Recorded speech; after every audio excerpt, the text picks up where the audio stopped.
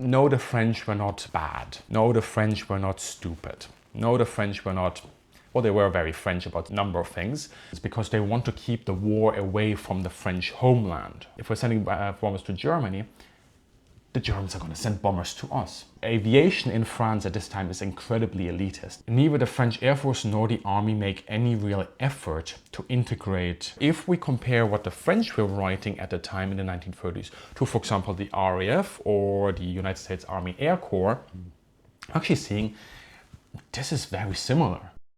So unless you've been living under a rock, you will not have heard flattering things about the French Air Force of World War II.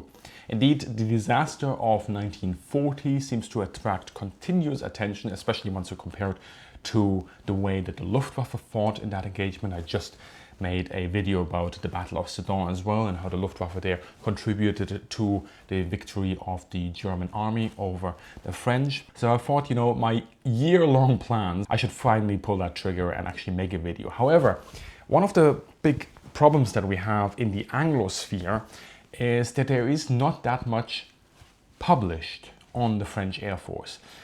Mainly because a lot of stuff that gets written in France doesn't get translated. German historiography has the exact same problem. But there have been some books, you know, somewhere up there's the Rise and the Fall of the French Air Force from Baughen. German publication right next to it that also talks about the difference between the French and the Germans and so on. But recently things changed as well, because this book came out, hot off the press 2025, Airpower over the Rhine by James Slaughter III.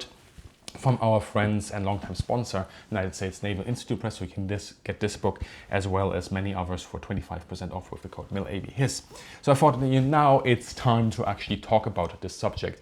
Shout out to the patrons and channel members who make this sort of content possible. And of course, as a channel supporter, you get videos like this one, early access, without any ads on them as well. So if you're interested in that, do check it out. And a big thank you here to Lars, Tech Kaplan and Scott H, who recently signed up. And one of the things that I want to do in this video is I look at sort of the big picture to the operational level. I'm not going to look at the tactical level just yet, but if you want a video on that as well, do let me know in the comments regarding the French Air Force. What do you want to know there, especially compared to the Luftwaffe as well? We can have a lot of cool case studies there.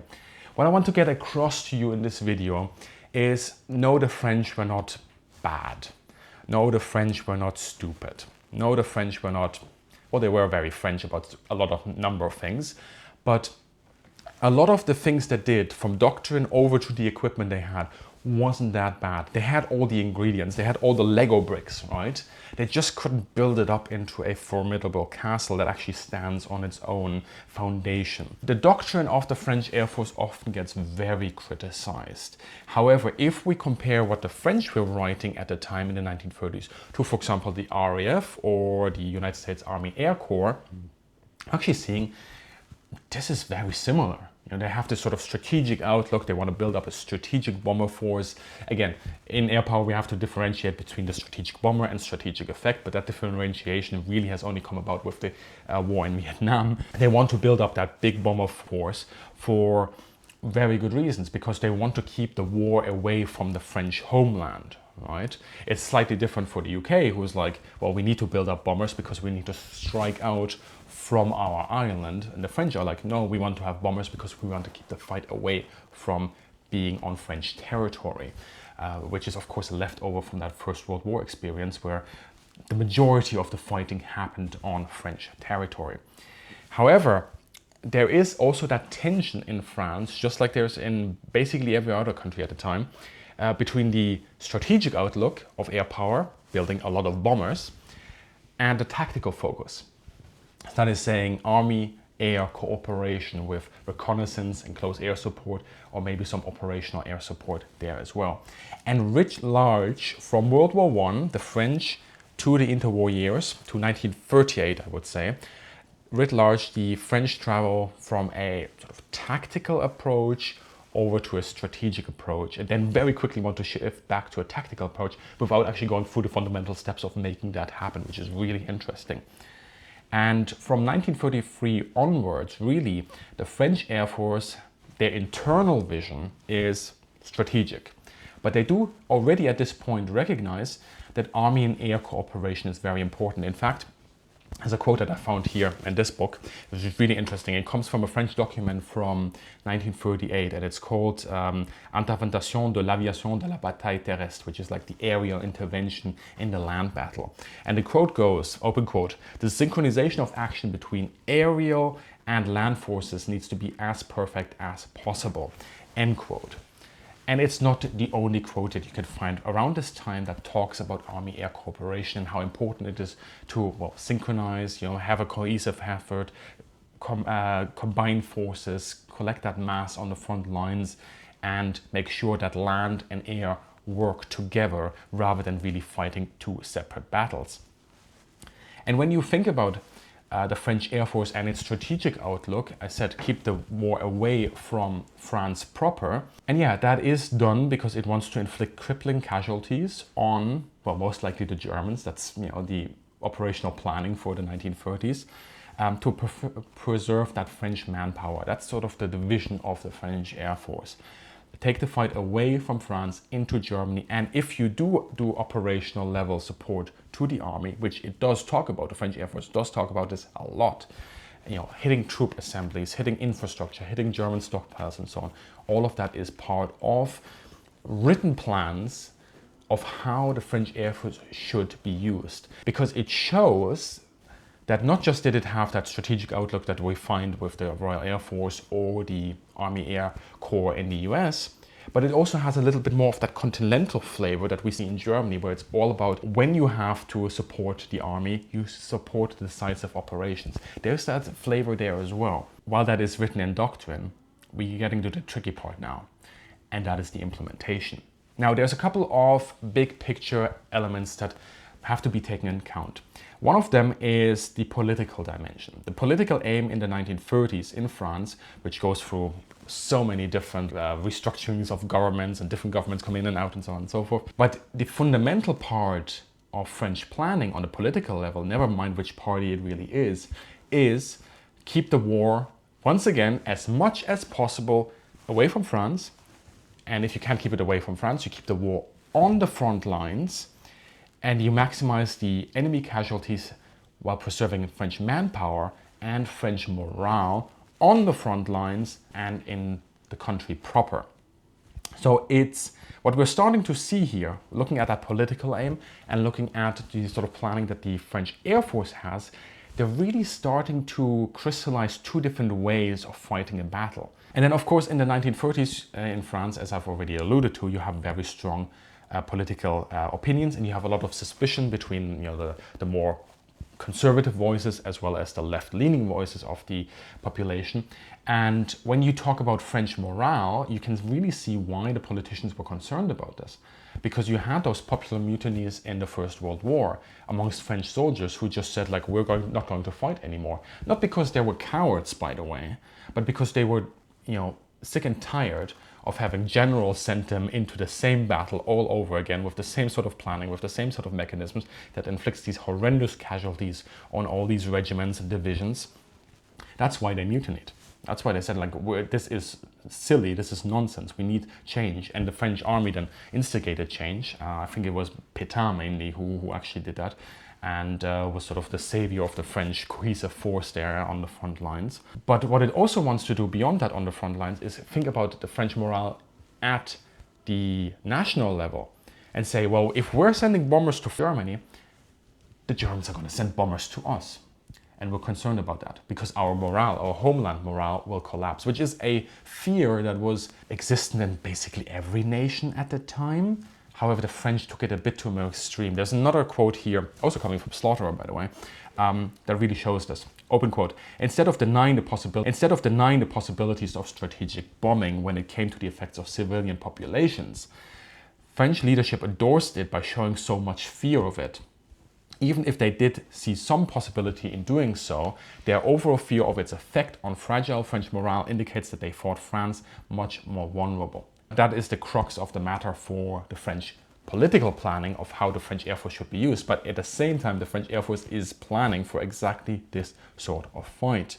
And when you start looking at September 1939 to say May 1940, or June 1940 even, the French could have started bombing Germany, but they really did it in a very hesitant manner. Didn't send out their force. Now you could also make the argument of that this is them, saving their force. They're making sure that they have all the reserves in place for that big fight that eventually is going to happen as the Germans attack. That is to be expected.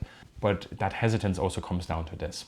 And really, the political divides in France at this time, there are 8 different air ministers between 1933 and 1940, and there are 6 chiefs of staffs for 5 years before the war. However, the French do, in a certain way, get to the point where a lot of the things they have done puts them in a relatively good spot.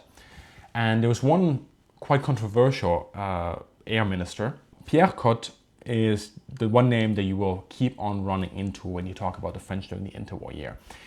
This man had an extremely strong personality. He was very convinced of what he was doing, which is something in a politician that you'd actually want, because they will push through reforms, right? They will instigate change where they can. He does think long term, and he wants to move French industry that is still very close to the German border away from there, especially the aviation industry, and move it to the French hinterland. And they start doing so. They also start nationalizing production, which eventually sees the French producing a lot of aircraft. In June 1940, the French, just before the Germans launched Case Red, that final thrust into France, the French are able to reconstitute their aircraft 1-to-1 to losses, even like 1.5 to losses, to 1 loss. They're building a lot of planes very quickly. That is mainly through the reforms that Pierre Cotte has instigated. The problem is, of course, their training lags behind. And here again, Pierre Cotte does something actually that is quite admirable, because he looks at the situation in the mid-1930s in France and he sees a population that is not really ready for an air war. Aviation in France at this time is incredibly elitist. There are a lot of aero clubs, but they are only for a specific part of society. And if you're thinking sort of the snobbish French champagne drinkers, a few of those will have been in these aero clubs, right? But he says, like, this is impossible. Like, where we cannot gatekeep aviation from the general masses, because we need pilots when this war happens. We need as many people who are aviation-minded as possible to have these numbers. So he breaks open those aero clubs and he says, like, you have to allow everyone to join, never mind their socioeconomic background, which again is a quite forward-thinking approach to this.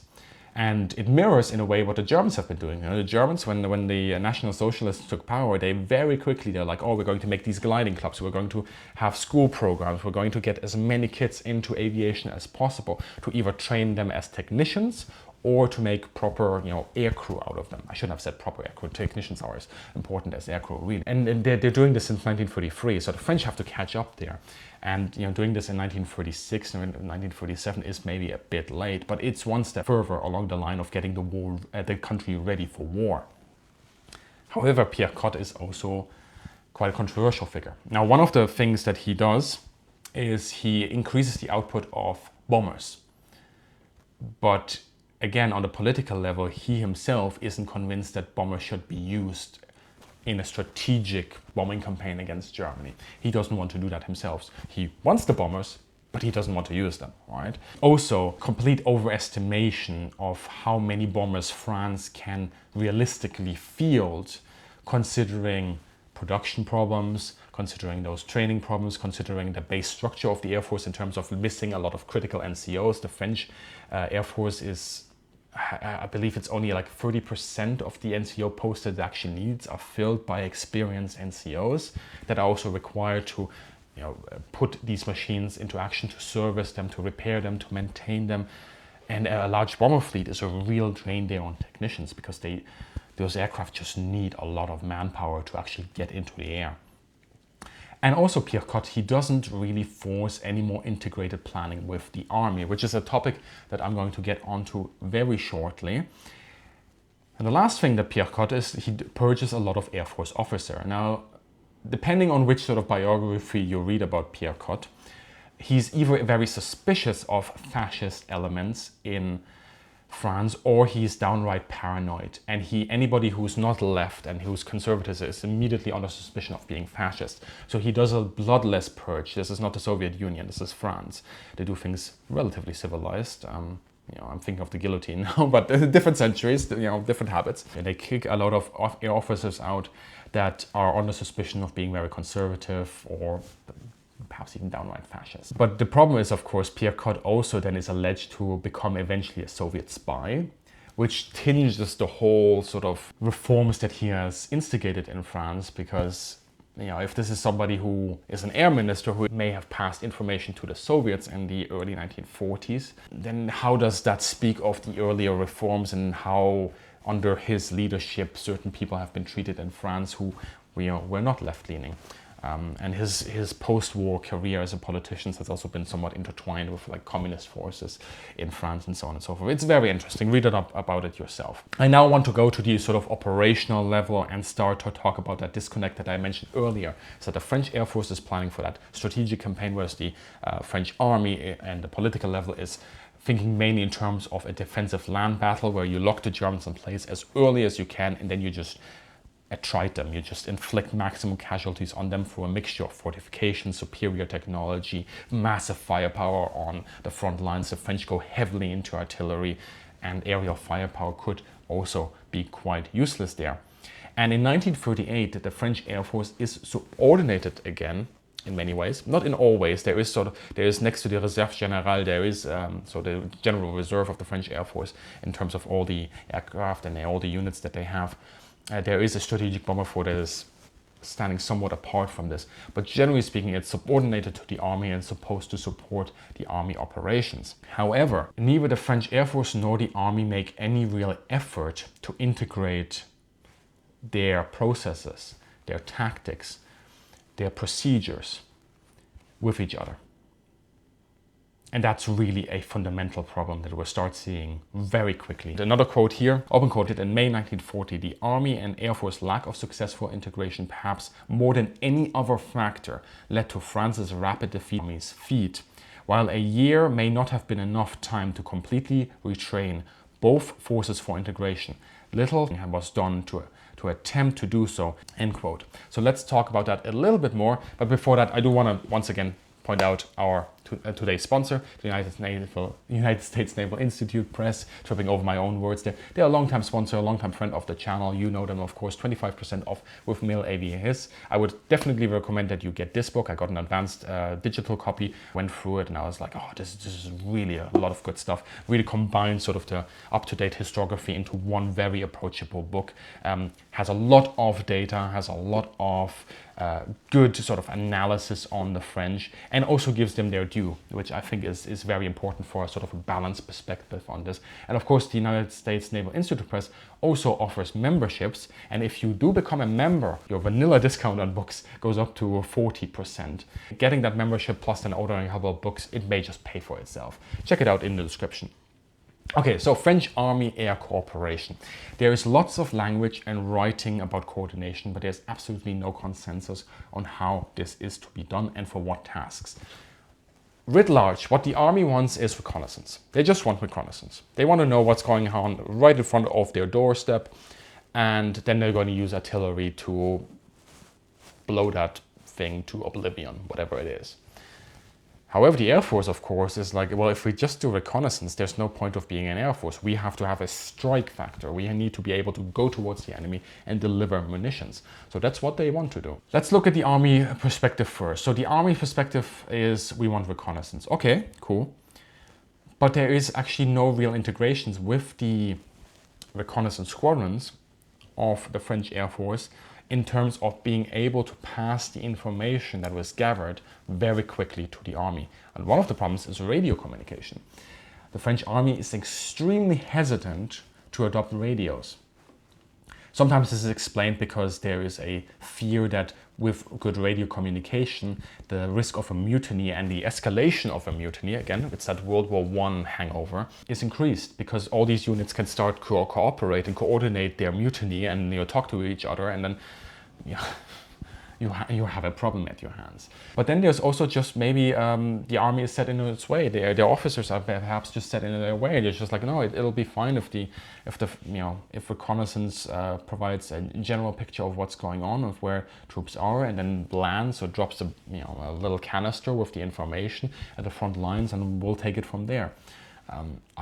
It's really hard to see how that is an acceptable manner of conducting reconnaissance in an age where radio technology was already used by the French anyway. I mean, let's think about the Eiffel Tower. There's a big, massive radio transmitter on the Eiffel Tower, with which the French Air Force uses to message all its different squadrons. One of those 1930s things. One of the other things the army does, of course, is that it strings out its fighter groups along the frontage as well, with small groups covering specific territory, which is completely different to what the Germans have done, and completely too different how Allied air power would work later on as well, is where you concentrate your fighters in a decisive area in order to make sure that the enemy cannot launch any sort of air attacks in that area. Then there's air defense. This again is one of those weird things where it's the army adopts this very defensive posture, right? And it strings out troops and fortifications and positions across a wide frontage. And you'd expect that with that comes a heavy investment in air defense, with guns, both light caliber guns, medium caliber, high caliber guns. But by and large, the French air defense is completely out of date. It's completely out of date.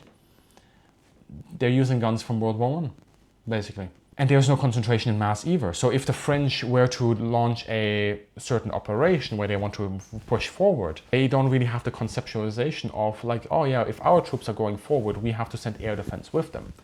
We have to motorize our air defense. It's very different to how the Germans do it, for example, at Sedan.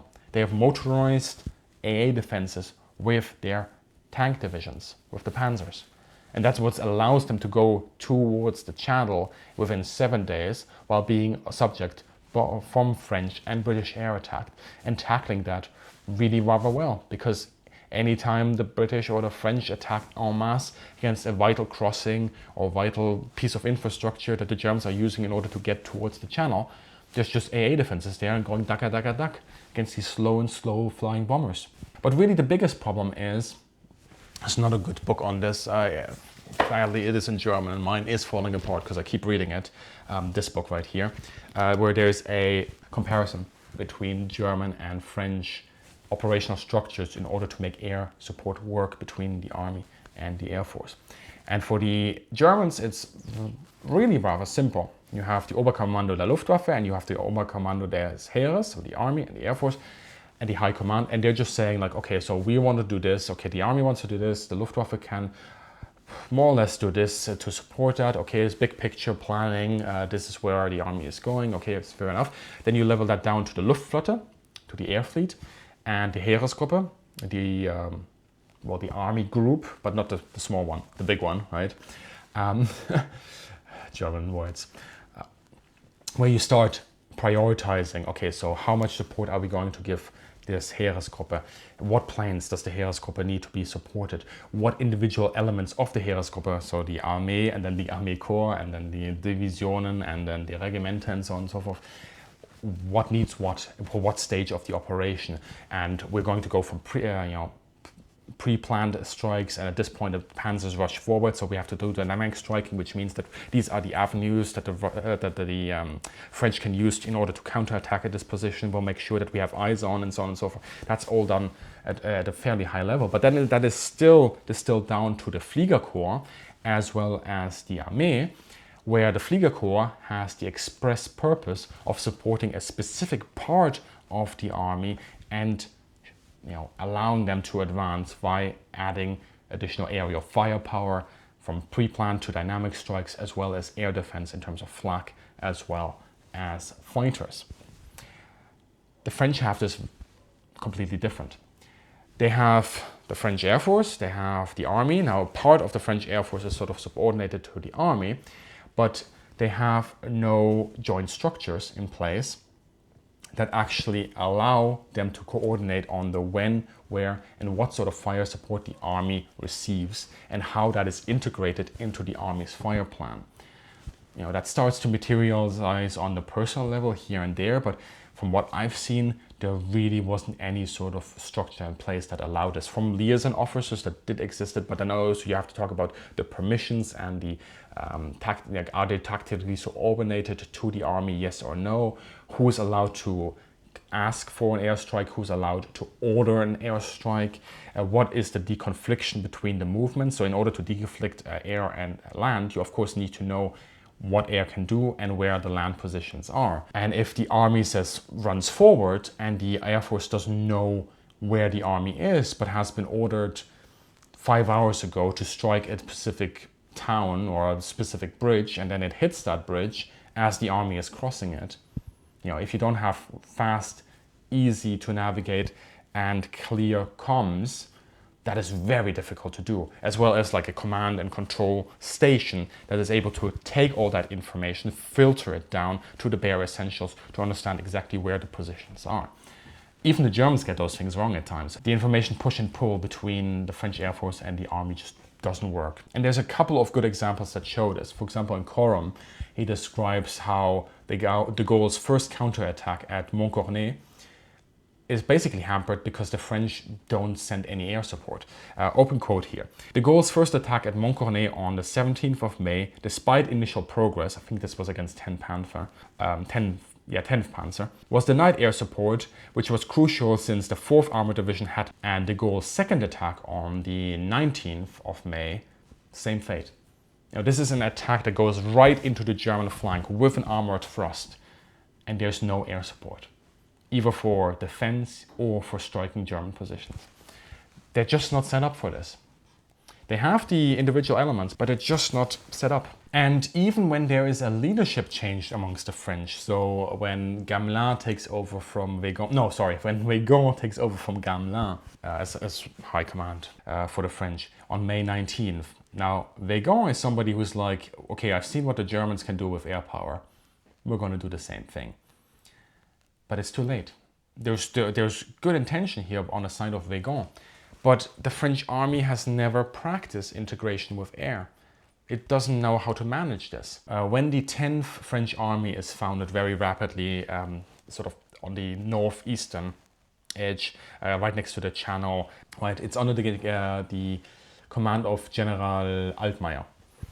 And it wants to counterattack the Germans, and Baughen and the Air Force say we need to support this attack. So they set aside a force that is up to 250 aircraft for this counterattack. And Altmaier is approached and said, we have these forces, where do you want them? And Altmaier basically turns around and says, what am I to do with all these aircraft? I have no use for them. I have artillery. That's what he says. And then the 10th Army, it pushes out its offensive, it pushes over the German bridgeheads, but it fails to eliminate it. And then the Germans react within a couple of hours, send in the Stukas, send in some bombers, send in some fighters, and the French have to retreat. You can now turn around and blame Altmaier. How dare this man not accept the support of up to 250 aircraft? Yeah, but how should he have accepted it? This hasn't been practiced before. He knows how Altmaier and all the army officers, they know how to handle artillery. They know how to integrate artillery into their planning, how to set up a fire plan, and to move troops forward, attack, and move the artillery behind that. Hit positions, move, hit positions, move, hit positions. The army knows how to do that in itself, but it has no idea on how to integrate the Air Force into that. What targets would be given to artillery? What targets would be given to the Air Force? How do you make sure that when you're attacking a position, based on timing and pre-planned strikes, that the army then knows when exactly to move up? And as you're changing from those pre-planned strikes on dedicated positions right in front of the army, and you're starting to move forward, you're starting to take bridges, you're starting to take German positions, how do you make sure that the Air Force then exactly knows where you are? There's no reconnaissance data, there's no liaison structure in place here that can be just called upon. The Germans had that, which is why they were so flexible and able to deconflict very quickly going forward. especially coming out of the French campaign. They really started to get a grip on this. The French haven't practiced that. Then we come to this situation, of course, where Slaughterer says, open quote, "Army never seems to have had any idea what to do with a modern air force, or the reality of the effects of modern air power upon untrained troops. Once the Air Force was returned to the Army's operational control in 1938, the Army proceeded status quo ante with their training cycles, even though they had an Air Force effectively at their disposal." So I could talk now at lengths more about that comparisons between the French and the German Air Force. So many people say, oh, the French Air Force, their equipment was completely out of date. So? Like we have plenty of examples from Finland over to stuff that happened in the South Pacific, where aircraft that were by a certain margin inferior to their adversary were still able to hold up fairly admirably. When the Battle of France is over in mid-June, end of June 1940, and the French evacuating and starts flying out its aircraft from France, the Germans have suffered 1/3 casualties. 4,000 planes went into France. 1/3 of those have been shot down. And in the initial phase, when until the evacuation of Dunkirk was over, about the kills on the Germans were shared about 50-50 between the French and the British. But after that, it was all the French. And this weekend, Luftwaffe force now launches the Battle of Britain, with very little break in between to reconstitute its numbers.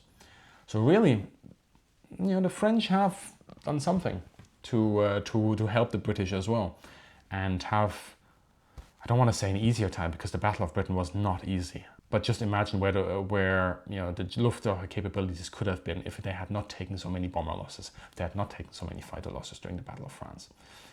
So yeah, it's interesting. Do check out, once again, the United States Naval Institute Press, our kindly sponsor for today's video. Do let me know what you think about all the subjects, what you would like to have me talk about, and where maybe you also want to push back on a couple of points that I've made. Maybe I've blamed the Army a bit too much, but as an Air Force, I'm gonna be biased here. Yes, the Air Force would not be anything without the Army, because you always need boots on the ground in order to take territory and use the effect that air power delivers. But you need to have willingness on both sides. And I think when we look at the writing of the French Air Force, there's more willingness on their side to integrate with the Army than was on the Army side with the Air Force. As always, have a great day and see you in the sky.